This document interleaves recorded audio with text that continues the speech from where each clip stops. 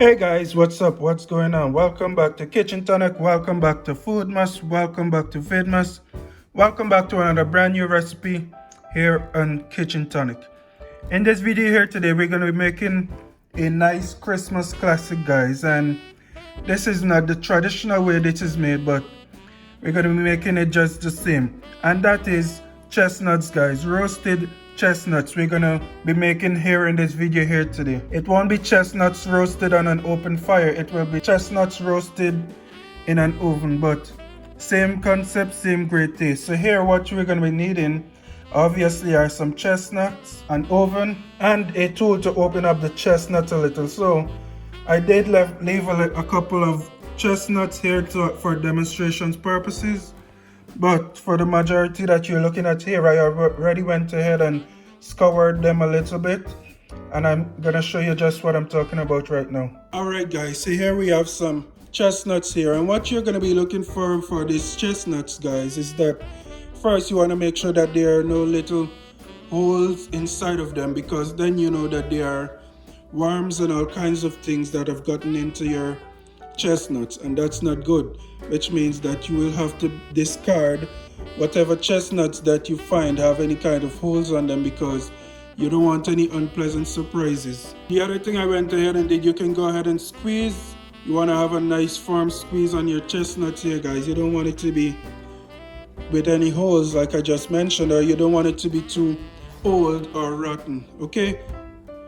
That's also more unpleasant surprises. So look for your nice shiny chestnuts just like this. For this video here, I'm going to be using a regular knife, so be sure to use caution if that's what you're going to be choosing to use.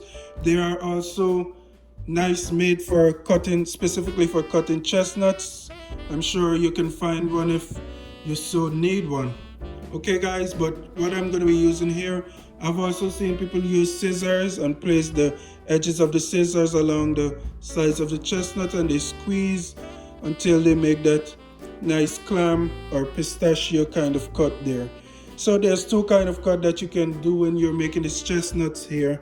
You can go ahead from edge to edge, corner to corner, all the way around, or you can make a small cut here and open it up like a clam.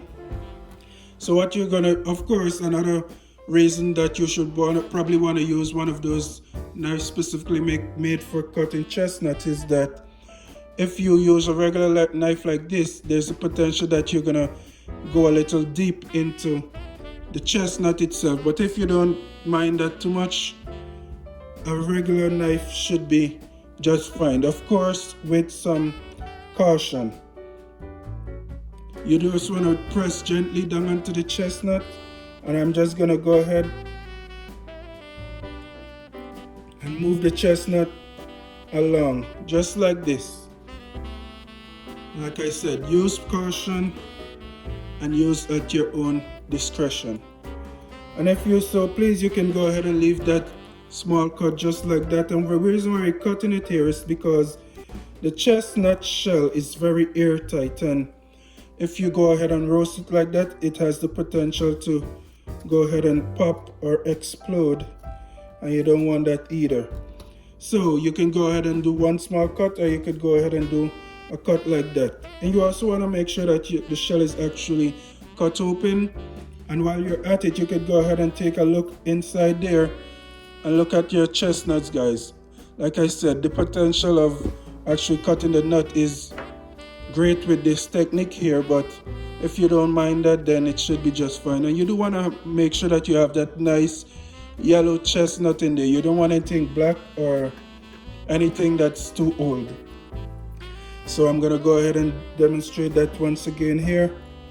Firm press against the chestnut and just go ahead and move around. Like I said, use at your own discretion and take caution while if you're gonna be attempting this technique or this method here. Like I said, you can go ahead and open that up a little, and you see that nice yellow chestnut in there. And that is all, guys. That's all you really need to do. Once you got the technique down, or you got your knife specifically made for chestnuts, you go ahead and cut them open just like that. Give them a nice slit, and now I'm gonna place this in my oven here for 20 to 25 minutes at 185 degrees. And yes, 185 degrees, 20 to 25 minutes. You can also go ahead and give them a nice shake or a nice mix, or twist them and turn them around halfway during that time. So I'm gonna go ahead and do that right now, and I'll be back with the finished product. Alright guys, so after you're finished baking or roasting your chestnuts here, it's gonna go ahead and split on open just like those. Thank you guys for watching this video. Like I said, use caution when you're handling sharp objects. We wish you a Merry Christmas. We wish you a Merry Christmas. We wish you a Merry Christmas and a Happy New Year. If you're going to be using this technique in this video here, it's at your own risk.